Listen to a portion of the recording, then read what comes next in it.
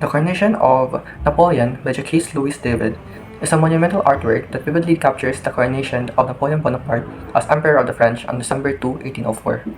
Measuring an impressive 6.21 meters by 9.79 meters, this grand painting was commissioned by Napoleon himself to immortalize the event.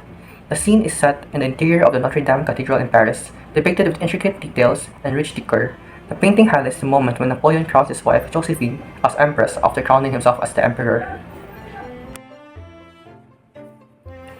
At the center of the composition, Napoleon stands tall and confident, dressed in an opulent imperial robe of golden white, adorned with ermine fur. He holds the crown above Josephine's bowed head, emphasizing her submission and his power. Josephine kneels gracefully, her expression serene, in a richly embroidered white gown. To the left of Napoleon is Pope Pius VII. Seated and wearing a red robe, although traditionally the one to crown the monarchs, the Pope plays a more subdued role in this depiction. His expression is calm, symbolizing a reluctant approval of Napoleon's actions. Behind him are clergy and other dignitaries, their expressions ranging from admiration to indifference. The painting also included Napoleon's family members, officials, and courtiers, including Napoleon's mother, Letitia Bonaparte, seated prominently in the gallery, though she did not attend the actual coronation.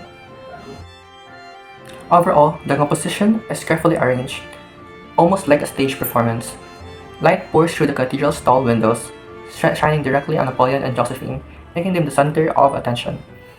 The rest of the crowd fades into the shadows, showing even more attention to the central figures. The colors are rich and striking. Gold symbolizes power, red adds a sense of importance, and white represents purity. And that is all for the description.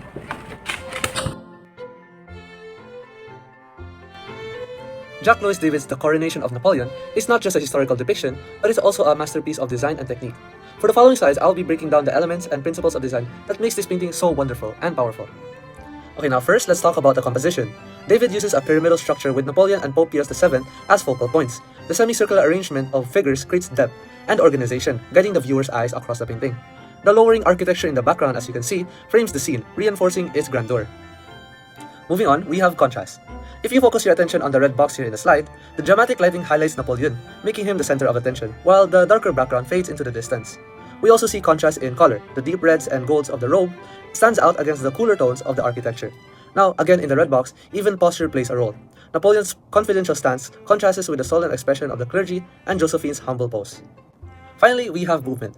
The positioning of arm, the gazes, and the flowing of drapery creates a sense of motion. Napoleon's raised arm and Josephine's kneeling posture, and the gestures of the spectators, makes the scene feel dynamic.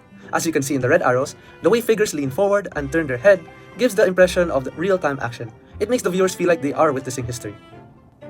Now, let's talk about the elements of art. First is color. David uses a rich palette of gold, red, and white, symbols of power, authority, and divinity. The warm hues of the clothing contrasts with the cool tones of the marble and sky, adding depth and balance. You can see here in the red box, key figures like Napoleon, Josephine, and the Pope are strategically highlighted with these colors to guide our focus.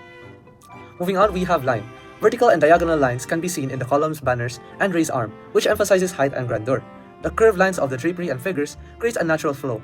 As you can see in this painting right here, even Josephine's veil and the raised scepter form diagonal connections, leading the viewer's eyes through the painting.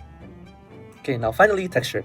David's attention to detail to make the fabrics, metals, and architecture incredibly lifelike. As you can see in the pictures, the soft folds of the robes, the shines of the crown, and the smooth marble surface of all add a tactile quality. Even in the intricate embroidery and wooden elements are carefully rendered to enhance realism. Let us begin with our interpretation of the painting. So, for context, the painting was commissioned by Napoleon Bonaparte himself and made between 1805 and 1807. Jaques-Louis David, the court painter and a die-hard Napoleon supporter, was entrusted with immortalizing the occasion. He was present at the coronation ceremony on December 2, 1804, at Notre Dame Cathedral in Paris, taking meticulous sketches and notes to make it historically accurate as possible. Nevertheless, the final draft was skillfully written as a piece of propaganda, highlighting the grandeur and legitimacy of Napoleon and making covert changes to key aspects to heighten his power. One major change was the position of Pope Pius VII.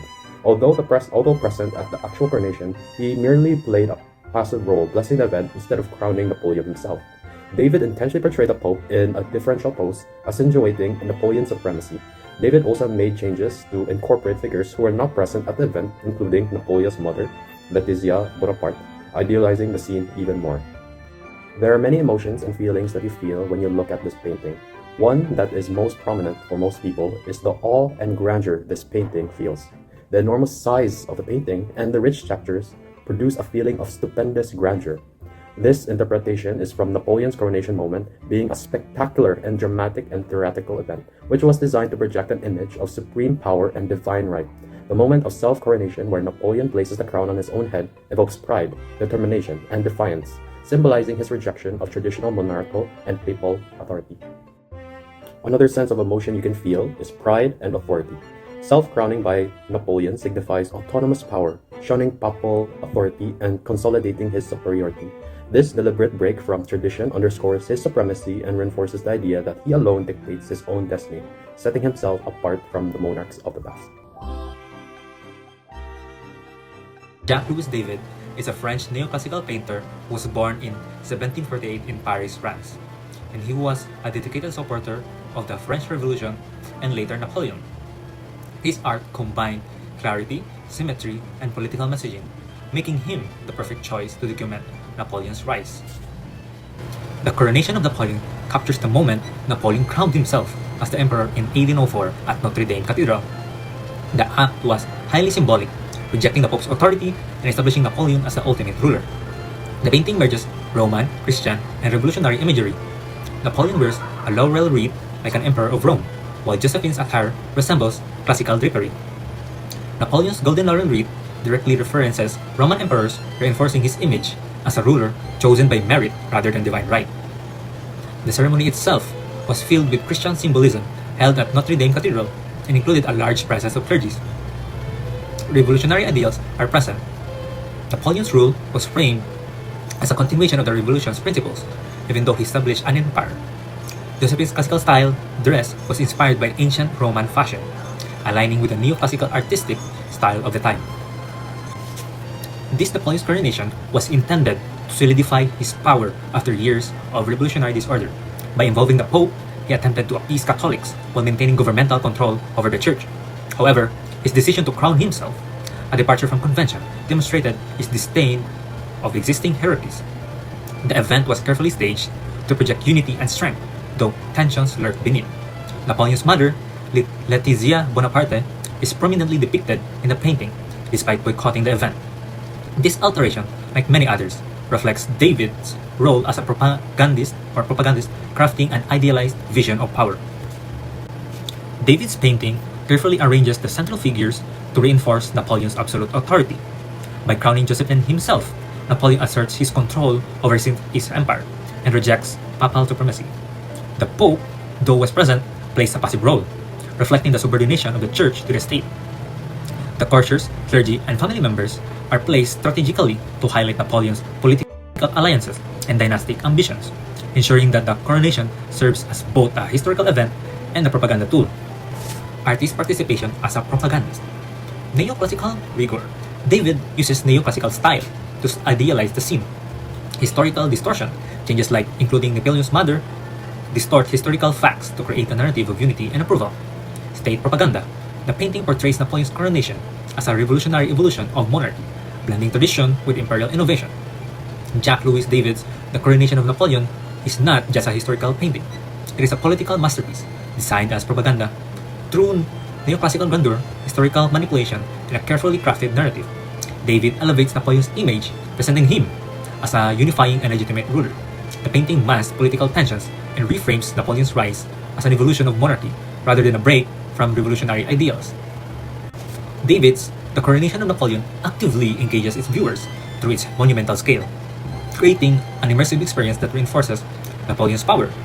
The contemporary audiences saw it as a celebration of French nationalism, legitimizing his rule, and for today, it serves both as a masterpiece of neoclassical art and a historical document, offering insight into power dynamics and propaganda in France. Jaques-Louis David's The Coronation of Napoleon is more than just a historical painting. It is a powerful statement of authority, ambition, and propaganda.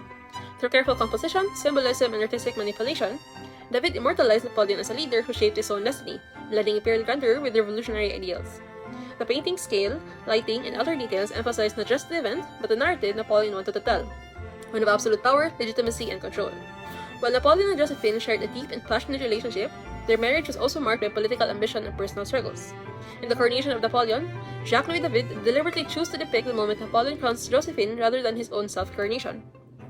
This artistic decision adds a layer of intimacy to the otherwise grand and politically charged scene, subtly hinting at the admiration and affection Napoleon held for his empress. However, it also serves as a strategic purpose, portraying Napoleon not just as a ruler, but as a unifier who legitimized history by solidifying his dynasty. This painting serves as a reminder of how art, media, and storytelling influence history and perception. Just as David shaped Napoleon's image to solidify his rule, modern leaders, influencers, and corporations tend to do the same. They tend to use visual media and digital platforms to shape narratives and appeal to the people that they are trying to reach. In an era where information is quite quickly spread and quite easily manipulated, the coronation of Napoleon prompts us to think critically about what we see, question the authenticity of truth as it's told, and recognize the lasting impact of propaganda, image-making, and power dynamics in the world. In the end, history is after all written by the victors. Whether in the past or present, there will always be biases to the stories that are told. We must always remember, therefore, to think objectively, fact-check, and be mindful of the narratives we choose to accept. As Jaques-Louis David offers us a carefully crafted glimpse of Napoleon's character, we should take a moment to question how much of what we know about historical figures are truth, and how much is merely the image they wanted to leave behind.